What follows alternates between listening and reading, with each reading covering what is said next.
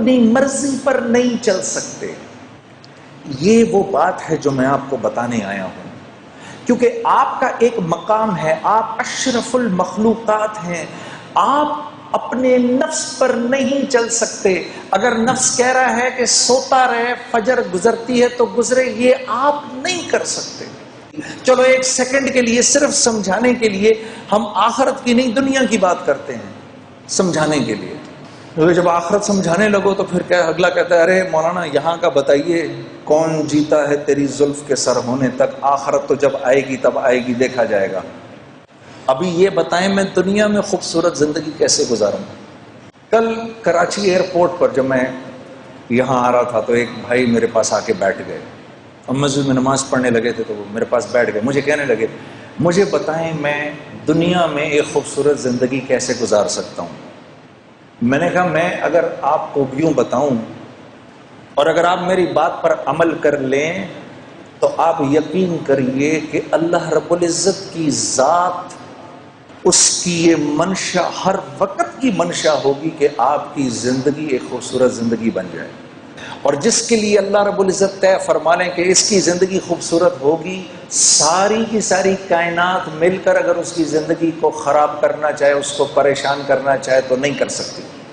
اور اگر اللہ یہ فیصلہ فرما لیں کہ نہیں یہ نافرمان ہے، اس کی زندگی میں اس کو ہم خوف اور غم کا لبادہ پہنائیں گے ہی، 7 ارب انسان اگر مل کر آپ کی زندگی کو خوبصورت بنانا چاہیں تو نہیں بنا سکتے. اس کو کہتے ہیں لا الہ الا اللہ. یہ ہے لا الہ الا اللہ کہ میری ہر حاجت اللہ کی ذات سے جڑی ہوئی ہے. اگر میں اپنی حاجت کو چیزوں کے اندر ڈھونڈوں گا تو میں پریشان ہو جاؤں گا. اگر میں یہ سمجھوں گا کہ میرے بھوک کا تعلق میرے معدے سے ہے تو پھر میں مخلوق سے جا کر اپنی ضرورت کو پورا کرنے کی کوشش کروں گا. مخلوق تو خود ضرورت مند ہے، انہیں تو خود ضرورت ہے، وہ تو خود بھوکے ہونے والے ہیں تھوڑی دیر کے اندر، اس کو تو خود بھوک لگنے لگی ہے تھوڑی دیر میں.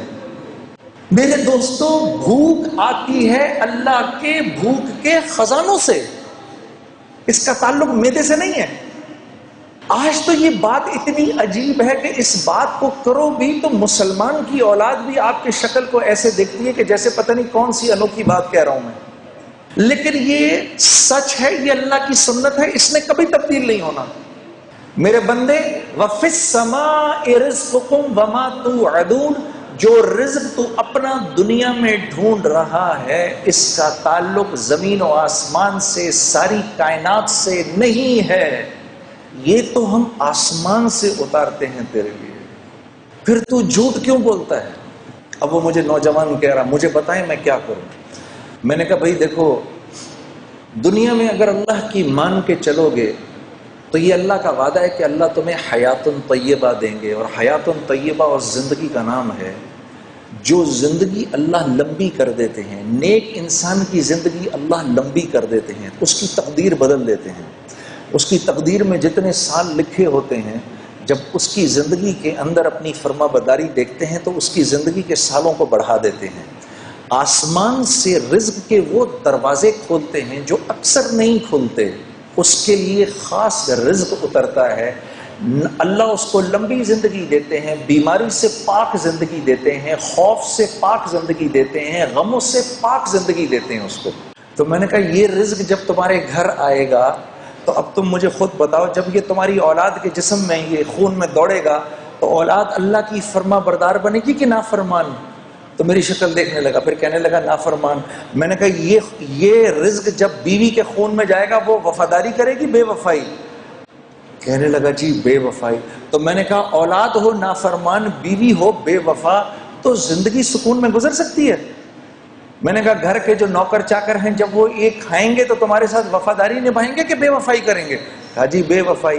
میں نے کہا جب یہ تمہارے جسم میں جائے گا یہ نافرمانی کا رزق تو تم اللہ کی فرما برداری کرو گے نافرمانی کرو گے؟ رات کو تہجد کے لیے اٹھو گے کیا پھر تم؟ رات کو تہجد کی نماز پڑھو گے کہ فلم دیکھو گے؟ کہتا جی میں پوری بات سمجھ گیا، میں پوری بات سمجھ گیا.